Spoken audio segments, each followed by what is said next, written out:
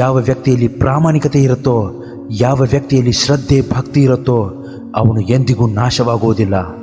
ನಿನ್ನ ಜೀವನ ಯಾವತ್ತು ಪ್ರಾಮಾಣಿಕತೆಯಿಂದಿರಬೇಕು ಅಂತ ಭಗವಾನ್ ಶ್ರೀಕೃಷ್ಣ ಪರಮಾತ್ಮ ಭಗವದ್ಗೀತೆಯಲ್ಲಿ ಅರ್ಜುನನಿಗೆ ಹೇಳ್ತಾರೆ.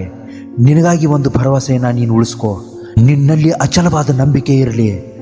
ಎಲ್ಲಿ ನಿನ್ನ ತಪ್ಪಿಲ್ಲವೋ ಅಲ್ಲಿ ನೀನು ತಲೆಬಾಗಲೇಬೇಡ.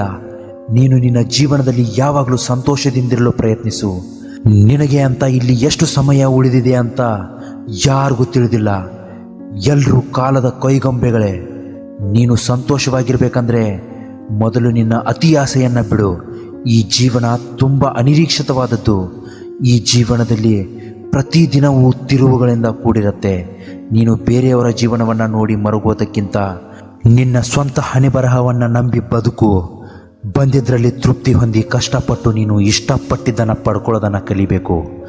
ಬದಲಾವಣೆ ಈ ಪ್ರಪಂಚದ ನಿಯಮವಾಗಿದೆ. ಒಂದೇ ಕ್ಷಣದಲ್ಲಿ ನೀನು ಲಕ್ಷದ ಮಾಲೀಕನೂ ಆಗ್ಬೋದು, ಮತ್ತೊಂದು ಕ್ಷಣದಲ್ಲಿ ನಿನ್ನ ಹತ್ರ ಏನು ಇಲ್ಲದೇನೂ ಇರ್ಬೋದು. ಅದಕ್ಕೆ ನೀನು ಎಲ್ಲದಕ್ಕೂ ಧೈರ್ಯದಿಂದ ಎದುರಿಸುವಂತಾಗಬೇಕು.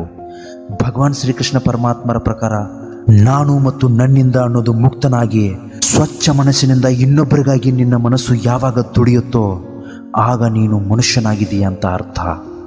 ನಿಜವಾದ ನನ್ನ ಭಕ್ತರು ಎಂದಿಗೂ ಸತ್ಯದ ವಿರುದ್ಧದ ದಾರಿಯಲ್ಲಿ ಯಾವತ್ತೂ ನಡೆಯೋದಿಲ್ಲ. ಪಾಪದ ಕೆಲಸಗಳಿಂದ ದೂರ ಇರ್ತಾರೆ. ಯಾವತ್ತೂ ಪ್ರಾಮಾಣಿಕತೆಯಿಂದ ಶುದ್ಧ ಮನಸ್ಸಿನಿಂದ ಶ್ರದ್ಧೆ ಭಕ್ತಿಯಿಂದ ಇರ್ತಾರೆ.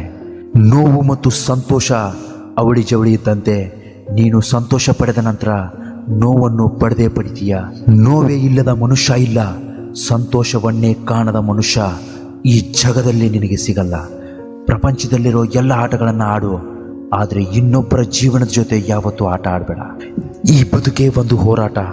ಈ ಹೋರಾಟದಲ್ಲಿ ನೀನು ಮಾಡುವ ಕೆಲಸವನ್ನು ಯಾವತ್ತೂ ಪ್ರಾಮಾಣಿಕವಾಗಿ ಮಾಡು. ಏನಾಗಬೇಕೋ ಅದು ಆಗೇ ತೀರತ್ತೆ.